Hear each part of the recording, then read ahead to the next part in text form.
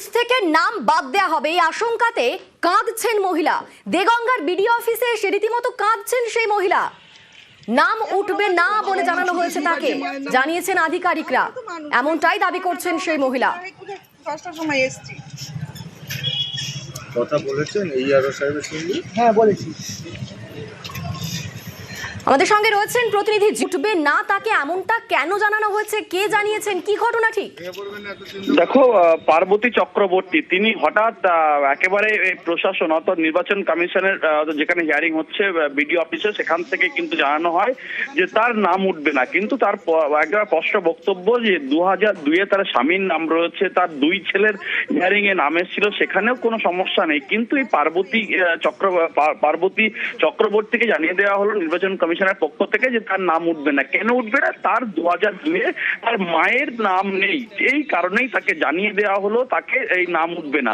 আর এই জানার পরেই তিনি একেবারে কান্নায় ভেঙে পড়লেন। তার কারণ তাকে কি হবে, তার কারণ ছেলে, তার পরিবার রয়েছে, তার 2 ছেলের নাম রয়েছে, স্বামীর নাম রয়েছে, কিন্তু তার কেন নাম উঠবে না বা কেনই নাম বাদ যাবে, এই চিন্তায় কিন্তু একেবারে যখন তিনি জানতে পারেন, তখন এর আগেও তার 3 বার হিয়ারিং হয়েছে, আজকে এই নিয়ে 4র্থ বার এবং আজকে শেষ হিয়ারিং এর শেষ ডেডলাইন, এবং সেখানেই তারপরে জানতে পারে এবং তড়িঘড়ি করে যখন এই বিডিও অফিসে এলেন নির্বাচন কমিশনের যেখানে আধিকারিকরা রয়েছেন, সেখানে জিজ্ঞাসা করেন, কিন্তু তারাও নাকি স্পষ্ট করে দেন যে আপনার কোন রকম ভাবে এই ভোটার লিস্টে নাম উঠবে না।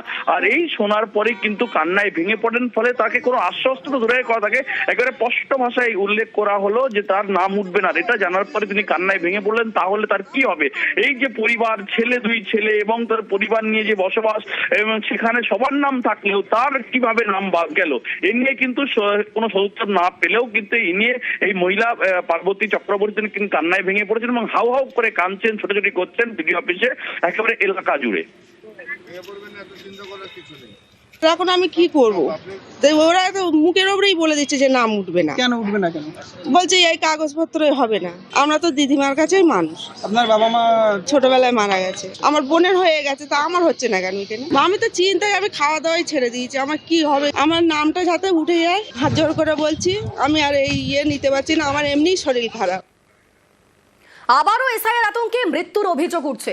মুর্শিদাবাদে বিএলওর মৃত্যু হয়েছে এবং দক্ষিণ 24 পরগনায় এক বৃদ্ধারও মৃত্যু হয়েছে।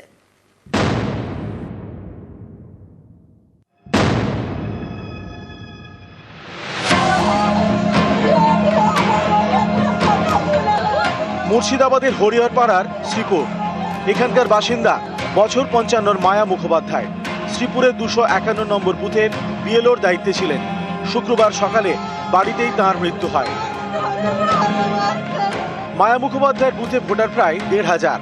তার পরিবারের দাবি, বেশিরভাগ ভোটারকেই শুনানিতে ডাকা হয়েছে, তাদের নাম ভোটার তালিকায় থাকবে কিনা এই নিয়ে আতঙ্কে ছিলেন বিএলও। এর জেরে শুক্রবার সকালে হার্ট অ্যাটাকে মৃত্যু হয় বলে দাবি।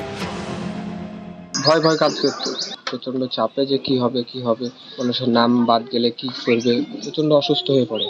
তারপরে বহরমপুর মেডিকেল কলেজে নিয়ে গিয়ে ভর্তি করা হয়। টেনশন ছিল যে অনেক হিয়ারিং এসছে, এবার এগুলো কি হবে, তখন নাম বাদ গেলে বাড়িতে তখন সে ঝামেলা করবে যে তোমরাই করেছো, এরকম একটা চিন্তা ভাবনা, ভয় সবসময় মনের ভিতরে ছিল। এইভাবেই হঠাৎ করে 3:30-র সময় মারা গেছে।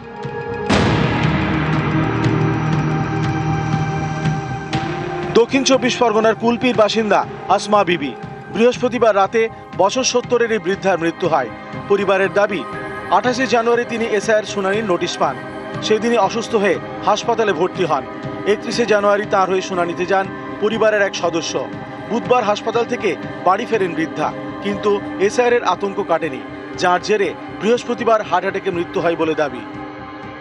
ওনার নামে এসআইআর এর কাগজ আছে, একটা আসমা বিবি আর একটা এসেছিল আসমা সর্দার।